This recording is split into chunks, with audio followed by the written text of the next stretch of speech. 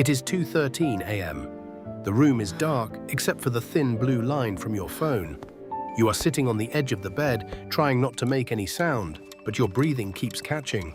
And then your dog wakes up, circles the mattress once, twice, and settles against your leg, taking up exactly 80% of the space like this is their job, and your feelings are an emergency. Most people look at that moment and think, they know I'm sad. They just want to comfort me. But behavioral neuroscience tells a completely different story. What your dog is doing right now is one of the most complex expressions of social attachment in the animal world, and most owners have no idea. Dogs don't just react to tears, they react to the whole emotional storm around them. Voice, smell, movement, and the bond itself. Let's start with the simple theory, because it sounds reasonable. Your dog hears crying and thinks, my person needs help. That is partly true, but here's the problem. Crying is only one piece of the signal. In experiments, dogs distinguished human crying from humming, and in a Johns Hopkins University study with 34 dog-owner pairs, about the same number of dogs opened the door in both conditions. But the dogs in the crying condition moved far faster, averaging 23.43 seconds versus 95.89 seconds in the humming condition. Separate research from the University of Bristol and Queen's University Belfast showed something even more striking. Dogs could identify stress-related sweat and breath in 675 of 720 trials, about 94%. So this is not just tears. Your dog is reading a whole distress profile and answering it, and that raises the real question. If they could go to a warm blanket, a sun patch, a snack bowl, or literally any other room in the house, why do they keep choosing you?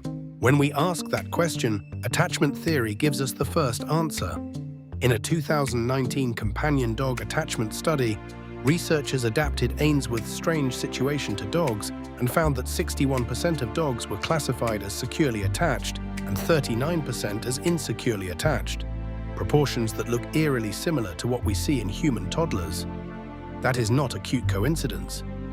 It means many dogs use their person the way a child uses a caregiver, as a base of safety when the world feels uncertain.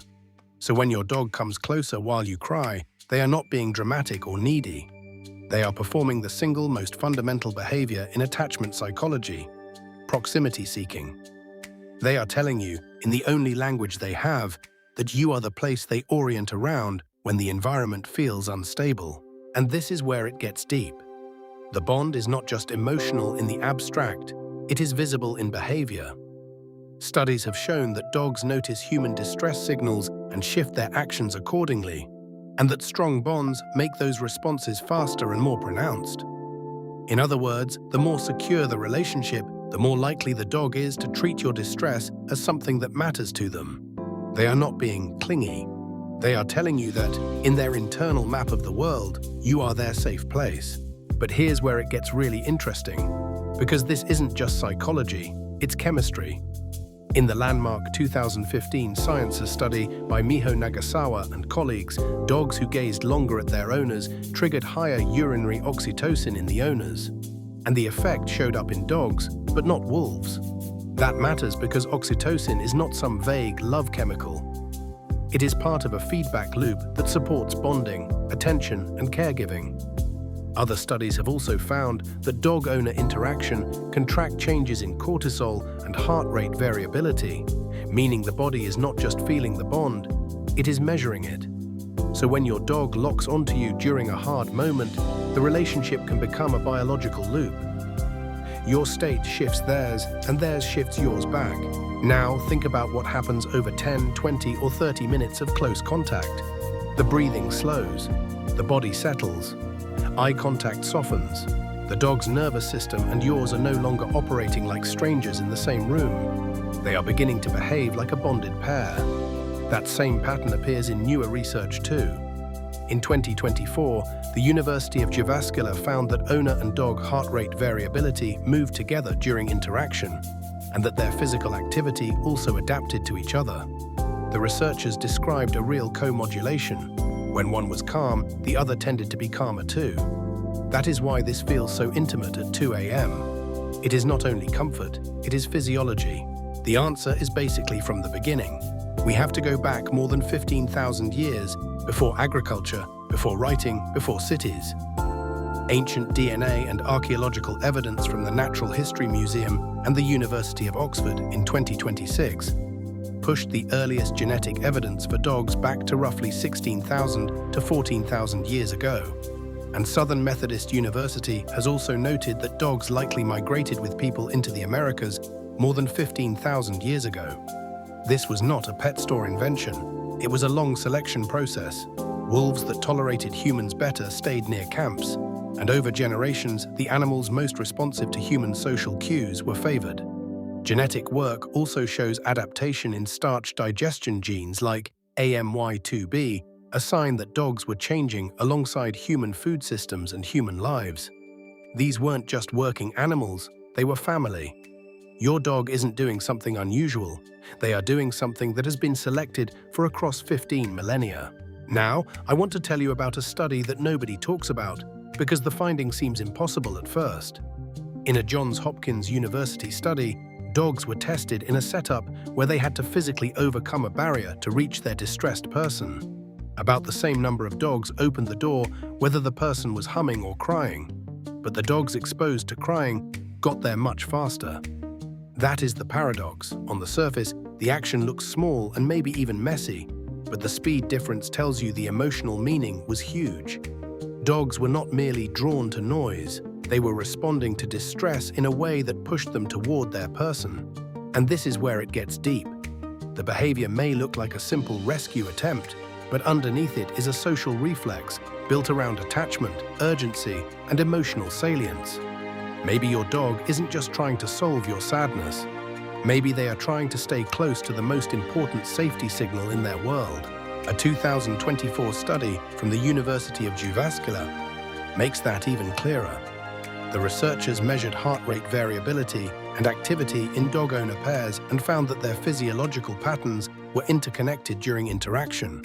High heart rate variability, usually associated with relaxation in the owner, matched high heart rate variability in the dog, and the same pattern ran in the other direction.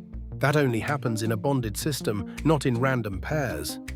In other work, dogs also distinguished authentic human emotions, and they reacted differently to genuine sadness than to neutral or simulated situations.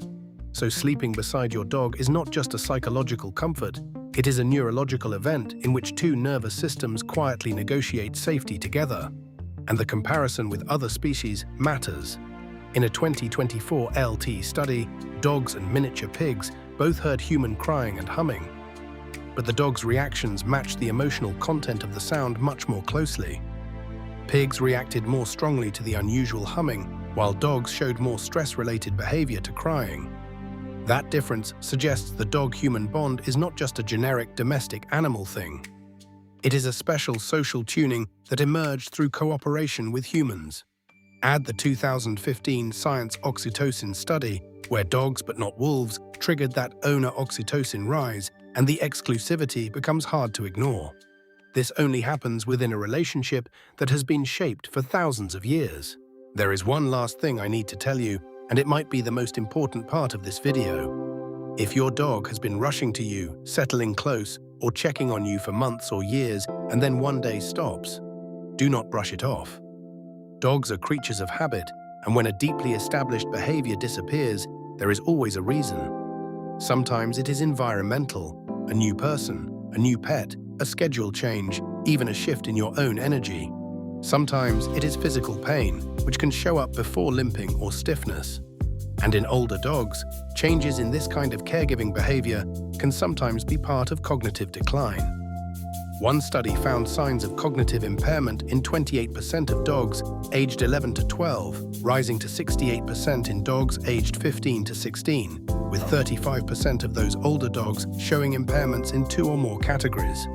Your dog does not have language. Behavior is the only way they can tell you something is wrong. So the next time you wake up at 3 a.m. with exactly 6 inches of mattress and an entire dog pressed against your legs, remember what is actually happening. Not just comfort, not just habit. 15,000 years of evolution. A neurochemical loop that no other species shares with us in quite the same way. An attachment system that looks a lot like the bond between parent and child. All of it pointing to one thing: sleeping beside you is the safest place in their world. And honestly, the science suggests it might be doing something for you too. If this changed how you see your dog, subscribe to Paw and Physiology and drop a comment below. I want to know where your dog sleeps tonight.